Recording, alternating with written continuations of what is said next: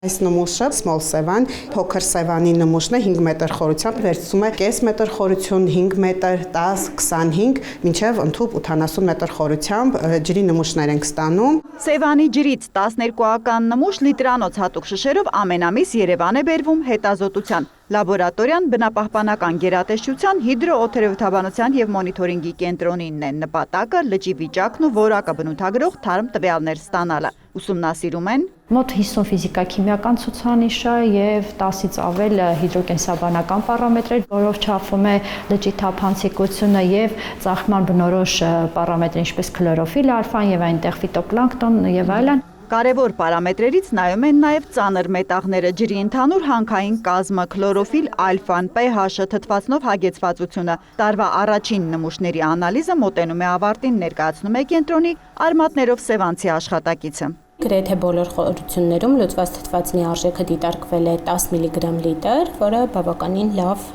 ցուցանիշ է։ Մի շարք ցուցանիշներ տեղում նմուշարելիս է ճշտվում, քանի որ Սևանը ձմռանը երբեմն սառչում է, նավը դժվարանում է խորքերը գնալ, մասնագետները հունվարը բաց են թողնում եւ տարվա մոնիթորինգը սկսում փետրվարի վերջից միայն, այնպես որ 2026-ի մատյանում նոր գրառումներ են արել։ Թափանցիկությունը ուրեմն փետրվար ամսվա տվյալներով փոքր Սևանում եղել է 3.5 մետր եւ մեծ Սևանում եղել է 2.3 մետր։ Դեռ շատ հեռու ենք լճի պարզության 2016-17 թվականների լավագույն մինչև 13 մետրի հասնող տվյալից, բայց նախորդ տարի ամիս է եղել Սևանը բավական բարելաված 6 մետր թափանցիկություն է ունեցել։ Ցուցանիշների մի մասը սերտորեն կապված է սեզոնի ջրի տաքանալու լճի ծաղկելու հետ, բացատրում են մասնագետները։ Իդեպ որոշակի դրական տեղաշարժ կա նաև 2018-ին Սևանի մեծածավալ ծաղկումից հետո վատացած ջրի քիմիական բաղադրության հետ կապված, ասում է կենտրոնի փոխտնօրենը։ Ֆոսֆորի ազոտային միացությունների որոշակի նվազում ունենք, բայց դա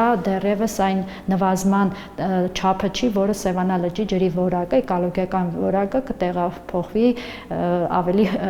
օլիգոտրոֆիկի, դա կրկին մենք գտնվում ենք էվտրոֆիկ վիճակում, ուղղակի տեղի են ունենում որոշակի բարելավման պրոցեսներ։ Ֆոսֆորը Սևանի համար համարվում է սահմանափակ պարամետր, լճից այն դուրս չի գալիս, եղանակից կախված իջնում է հատակին կամ բույսերի կենդանիների համար սնունդ դառնում։ Ցուցանիշների բեկյալն է ներկայացնում Գայանե Շահնազարյանը։ Սևանա լճի բնորոշ ֆոսֆատը սա է։ Բարձր լինելը վատ է, կարմիր գծից ներքև բոլորը նորմալ մոտ են։ Մոնիթորինգային լաբորատորիան Ակադեմիայի կենսաբանության և հիդրոէկոլոգիայի գիտական կենտրոնի պատվերով ու նրանց հետ է իրականացնում տվյալների այս մշակում վերլուծումը։ Հետո այդ ամենի հիման վրա գնահատվում է Սևանա լճի բնապահպանական վիճակը։ Փետրվարի ցուցանիշներում ջրերի լաբորատորիայի վարիչը վստահեցնում է նորմայից կտրուկ շեղում, աղտոտում չկա։ Սևանա լճում չենք ունենում դեռևս։ Հուսով ենք չենք ունենա։ Իդեպ ըստ լաբորատոր հետազոտության պարզվում է ջրի որակը մեծ ու փոքր Սևաններում տարբեր է, նույնն է լինում միայն ջրաշերտերի խառնվելու փուլում։